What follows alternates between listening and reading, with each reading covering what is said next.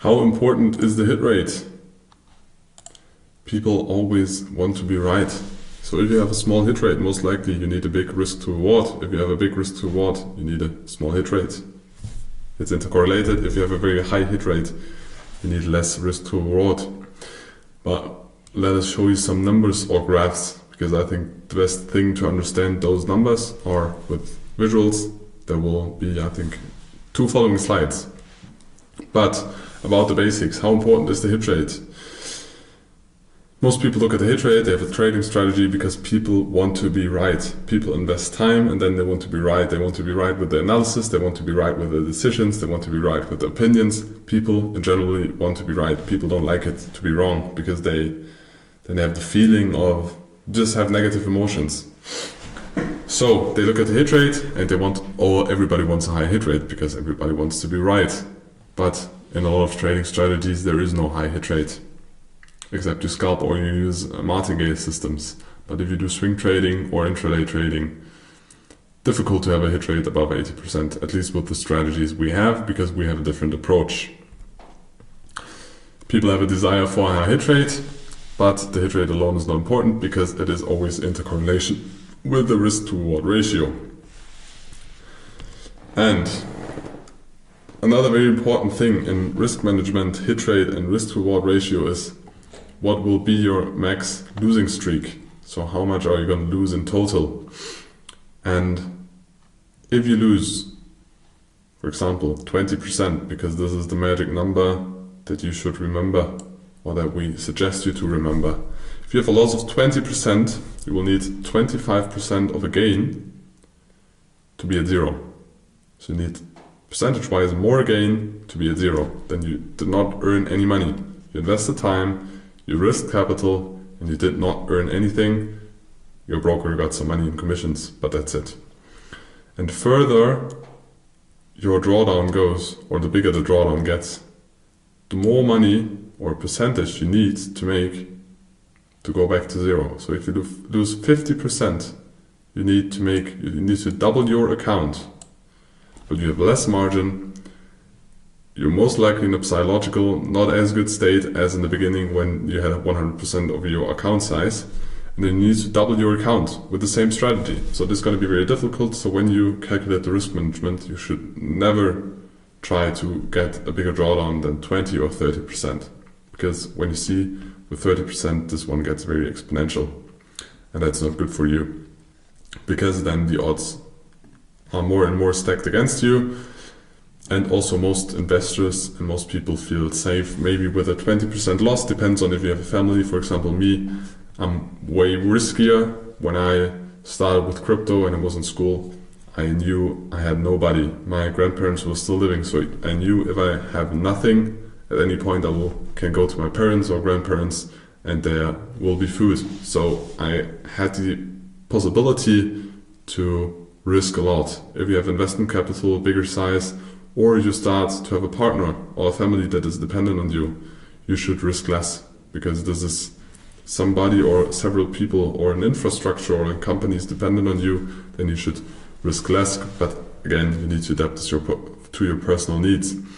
But all those numbers are interesting and good, but I think this is an even better visualization. So you see on the downside how much loss you take, and then in relation how much profit you need to make for that. So if you lose 80% of account, you need to make 400% in profit on that account to be at break even. Again, you did not earn any money with this, you just spend money and commissions and time, and this can be very frustrating.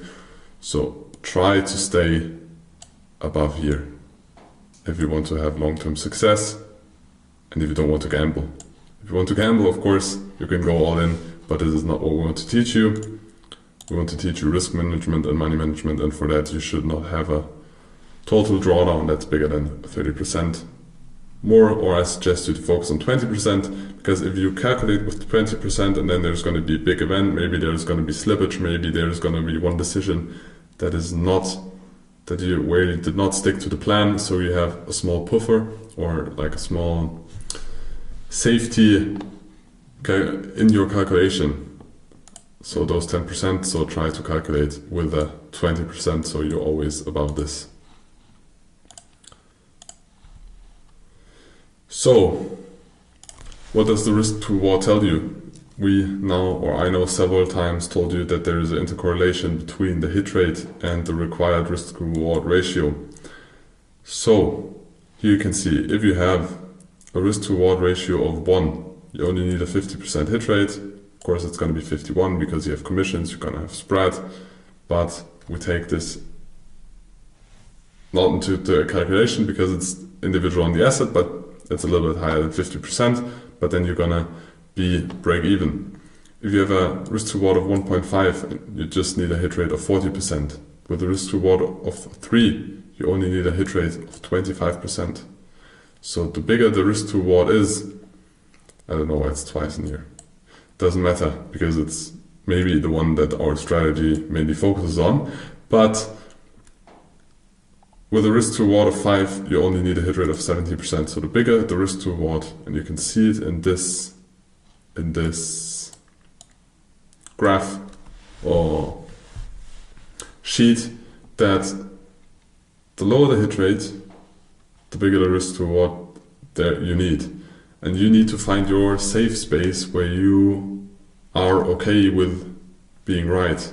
If you need a very high, if you need to be right all the time, then maybe you need to go more on scalping or improve the intraday trading and take less trades, but just take trades with all the confirmations.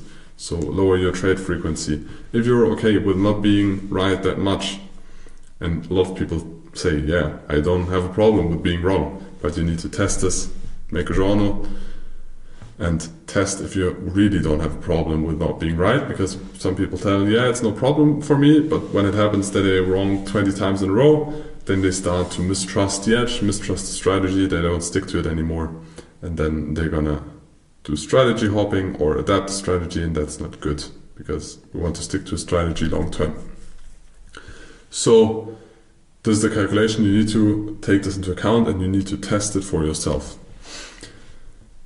Again, another visual graph for, the different areas, how much risk to reward you need with the areas of you being right. So on the downside you have the risk to reward ratio, and on the left side you have the percentage of how often you are right or wrong. So percentage and risk to reward ratio.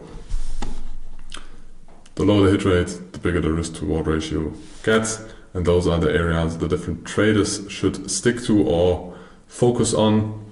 So if you have a hit rate of 20 to 30%, you should focus, or you most likely will focus, on swing trading and focus only on trade ideas where you have a risk to reward between 4 and 2.3. If you focus on day trading, you should have a hit rate between 40 and 50%. So you're still wrong more than you're right. Realize this. But you can still earn money with this, and you should focus on a risk to reward with 1.5, or it should be at least above 1. And if you do scalping, you should focus on higher hit rates from 70 to 80%, and a hit rate that is between 0.25, a risk to reward ratio that is between 0.25 0.4. But scalping is not a big part of this course because it is a whole trading strategy and topic for its own. You can learn about about that. The things that we use in the order book to optimize or get better entries, we told you in the previous section about in the dynamic setups, but there's a lot more to learn about the order book, but it's too complex to combine everything because you're still a human and you will not be able to combine everything. So scalping whole own topic, but we still wanted to include here if you want to scalp, if you want to trade very short term. Those are the numbers you should focus on.